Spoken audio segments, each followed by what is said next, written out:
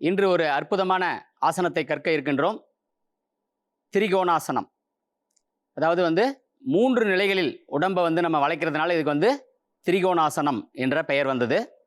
இந்த திரிகோணாசனத்தை நம்ம செய்கிறதுனால என்ன பயன் அப்படின்னு கேட்டிங்கன்னா, நம்ம உடம்பினுடைய பக்கவாட்டு பகுதி, அதாவது ஹிப்பு, இடுப்பு பகுதியில் இருக்கிற எக்ஸ்ட்ரா சதைகள் கரையும், தொந்தி கரையும்.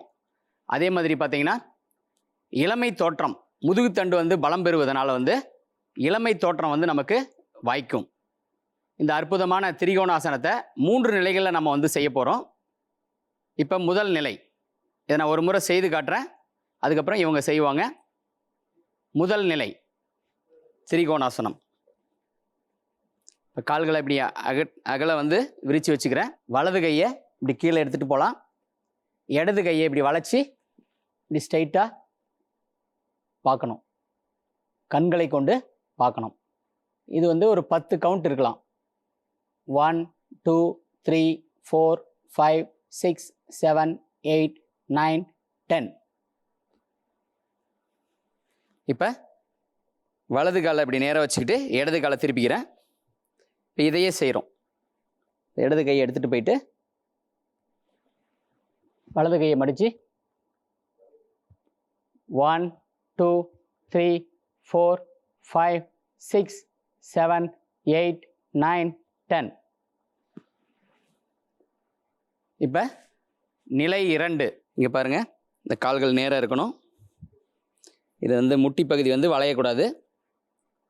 வலது கையை கட்டை விரல தொடுறேன். மூச்சு இழுத்துக்கிட்டே மேலே பார்க்குறேன். இடது கை மேலே இருக்குது. அப்படியே மூச்சை விட்டுட்டே கீழே குனிஞ்சு மாற்றி செய்கிறேன். தலையை மேலே தூக்கும்போது மூச்சு இழுத்துக்கணும்.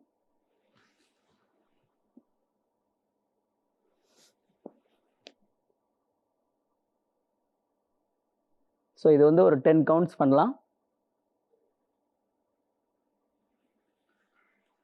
அடுத்தது நிலை 3. இப்போ கிராஸில் நான் தொட போகிறேன். கட்டை விரலை தொட்டுட்டு இடது கையை மேலே தூக்குறோம்.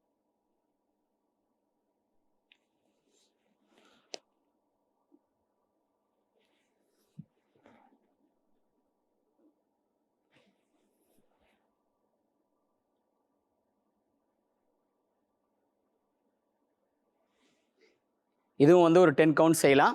ஆசனங்களையும் 3 நிலை ஆசனங்களையும் நம்ம இப்போ இவங்க செய்து காட்டுவாங்க. கால்களை அகட்டி வச்சுக்கலாம். வலது காலை பக்கவாட்டில் திருப்பிக்கிங்க. இந்த முட்டி வளையக்கூடாது. நல்லா அகட்டி வச்சுக்கலாம். வலது கையை கணுக்கால் கிட்ட பிடிச்சிக்கிங்க. இடது கையை அப்படியே வளைச்சி ஸ்ட்ரைட்டாக இருக்கணும். அப்படியே பாருங்கள்.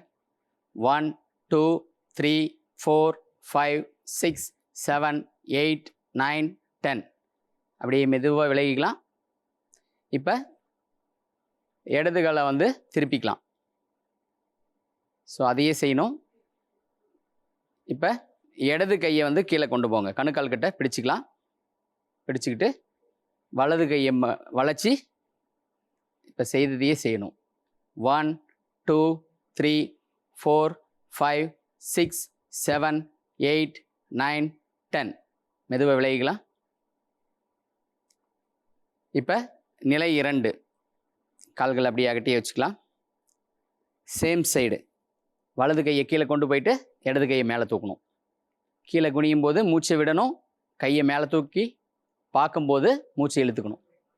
கையை நேராக நீட்டலாம். அப்படியே மாற்றி செய்யுங்க. இந்த பக்கம் இன்னும் ஒரு 2 டைம்ஸ் செய்யலாம். மூச்சை கவனித்து செய்யணும்.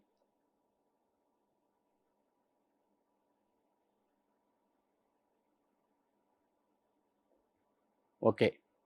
இப்போ 3வது நிலை. இப்போ கிராஸில் கைகளை கிராஸில் இருக்கிற கட்டை விரலை தொட்டு நீங்கள் கையை மேலே உயர்த்தணும். கையை மேலே 90 டிகிரி வரணும். ஓகே, அப்படியே மாற்றி செய்யுங்க. முட்டி வளையாமல் செய்யலாம். நல்லா வளைஞ்சி செய்யும்போது வந்து தொப்பை இருந்தாலும் கரையும், வராமலும் தடுக்கும். அப்படியே ஒரு 2 முறை செய்யலாம்.